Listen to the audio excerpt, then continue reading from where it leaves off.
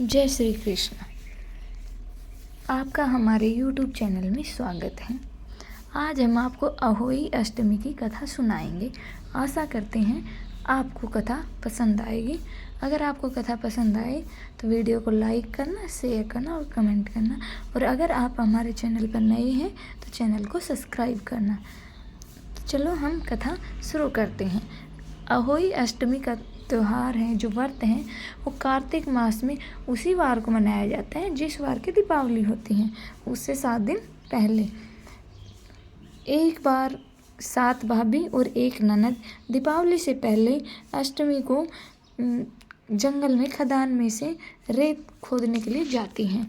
तो जैसे ही वो ननद रेत खोद रही थी, मिट्टी खोद रही थी, तो उसके हाथ से शाहू माता के बच्चे मर जाते हैं। तो जैसे ही शाहू माता आती है तो अपने बच्चों को मरा हुआ देखकर वह उस ननद को की कोख बांधने के लिए बोलती हैं। तो वो ननद हैं, वो अपनी भाभीयों से कहते कि भाभी मेरी जगह आप अपनी कोख बंधवा लो। तो सभी 6 जो भाभियाँ थी वो मना कर देती हैं, लेकिन जो सबसे छोटी भाभी थी वो सोचते हैं कि कहीं मेरी सास नाराज़ ना हो जाए, इसलिए वह शाहू माता से कहते हैं कि माता आप मेरी ननद की जगह मेरी कोख बांध लीजिए। तो शाहू माता उसकी कोख बांध देती हैं। फिर वो घर आ जाती हैं और किसी को भी कुछ नहीं बताती हैं। फिर जैसे उसके भाभी को बच्चे होते थे, उसको साहूकार की जो सबसे छोटी बहू थी उसको, तो उसके बच्चे 7वें दिन मर जाते थे। तो एक दिन पंडित को बुलाकर उसने पूछा ऐसा क्यों हो रहा है। तो फिर पंडित ने बताया कि शाहू माता ने तेरी कोख बांध रखी है, जिस कारण तेरा ऐसा होता है। तो तू अब एक काम कर, गौ माता की सेवा कर। गौ माता ही तेरी जो शाहू माता की दोस्त है, तो वही उससे तुम्हारी को खुलवा सकती हैं। तो अब वह बहू थी, वो रोजाना गौ माता की सेवा करती, उसको नहलाती, खाने के लिए देती, और इस प्रकार वह उसकी सेवा करने लगी। गौ माता देखने लगी मेरी सेवा कौन कर रही है। तो उसने देखा कि एक साहूकार की बहू है, वो डेली आती है और वो उसका जो ठान है उसको उसके जाती हैं, उसके लिए चारा डाल के जाती हैं। तो वह बोलते कि मैं तेरे से प्रसन्न हूँ, तेरे को जो मांगना है वो मांग ले। तो फिर वो जो साहूकार की जो सबसे छोटे बेटे की बहू थी वो उसको बताती है कि मेरी कोख शाहू माता ने बांध रखी है और मेरे जो भी बच्चा होता है वो मर जाता है। तो गौ माता बोलती है कि ठीक है, वो मेरी दोस्त है, तो उसके पास हम जाएंगे और तेरी जो कोख है वो मैं खुलवाऊंगी। तो इस प्रकार गौ माता और शाहू माता की जो गौ माता शाहू माता के पास जाती हैं और वो उसको बोलती हैं। तो उस समय शाहू माता के सर में जो पड़ रही थी, तो वो सुरई से वो जो उसकी बहू थी पुकार की, गौ माता उससे बोलती हैं कि आप सुरई से इसकी जून निकाल दो। साहूकार की जो बेटे की बहू थी उसने वो जून निकाल दी। तो फिर वो बोलती कि मांग, तेरे को क्या मांगना है। बोले तेरे 7 बेटे और 7 बहू हुए। तो फिर वो साहूकार के बेटे की बहू है, वो बोलती है कि माता ये तो कैसे होगा, आपने तो मेरी कोख बांध रखी है।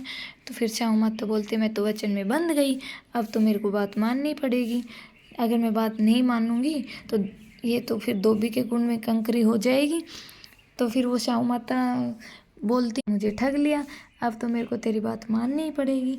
जा, तेरे घर 7 बेटे और 7 बहू मिलेंगे तेरे को, पर तू जाके 7 ही उजमन करियो कढ़ाई और 7 ही कढ़ाई करना, और फिर अहोई माता भी बनाना। वो अपने घर चली जाती हैं, जाके देखती हैं तो 7 उसके बेटे होते हैं, 7 बहू होती हैं। वो उनको देखकर बहुत ज़्यादा खुश हो जाती हैं। उसने 7 अहोई बनाई और 7 उजमन किए और 7 कढ़ाई की। और वो ऐसे कर ही रही थी कि उसकी जो बाकी जेठानी थी वो बोल रही थी कि चलो चलो जल्दी हम वो शाहू माता के व्रत कर लेते हैं, नहीं बाद में तो जो देवरानी है वो रोने लग जाएगी। फिर वो अपने बच्चों को बोलती है कि आज तो तेरी जो चाची है वो रोई नहीं, तो उसके घर जाके देख के आओ वो आज क्यों नहीं रोई। तो वो उसके बच्चे उसके घर जाते हैं तो देखते हैं कि चाची तो कुछ बना रही है और उसके घर तो उजमन हो रहा है। तो वो अपनी माँ को आके बताते हैं कि चाची तो कुछ बना रही है और उसके घर में उजमन हो रहा है और खूब हंसी मजाक हो रहा है, सभी बड़े खुश हैं।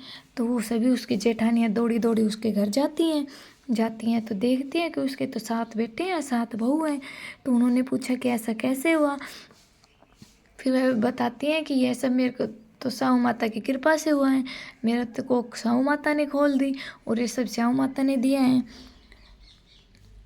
हे साहू माता, जिस प्रकार की कृपा उस साहूकार की बहू की कोख खोल कर की, उसी प्रकार की कृपा सभी पर करना। कहने वाले तथा सुनने वाले की सभी के परिवार की कोख खोलना। अब हम गणेश जी की कथा कहते हैं। एक गांव में एक माँ और एक बेटी रहती थी। एक दिन गांव के बाहर गणेश जी का मेला लगा। बेटी जिद करने लगी, मैं भी मेले में जाऊंगी। उसकी माँ बोली, बेटी थी वो मेले में जाने के लिए जिद करने लग जाती है। उसकी माँ थी वो मना करती कि बेटी बहुत दूर है, तू वहाँ भूखी प्यासी रह जाएगी, क्या करेगी। लेकिन बेटी जिद करती है तो उसकी माँ उसको 2 लड्डू दे देती है और थोड़ा पानी दे देती है। बोलते हैं कि 1 लड्डू और थोड़ा पानी गणेश जी को पिला देना, और जो दूसरा लड्डू है और जो पानी बचे वो तू पी ले।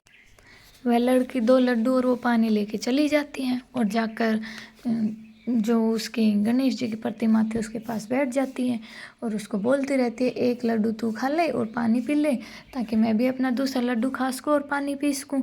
ऐसे शाम हो जाती है और सभी घर को आ जाते हैं। तो लड़की घर नहीं आती तो माँ को चिंता होती है और वो लड़की गणेश जी को ऐसे ही बोलती रहती है।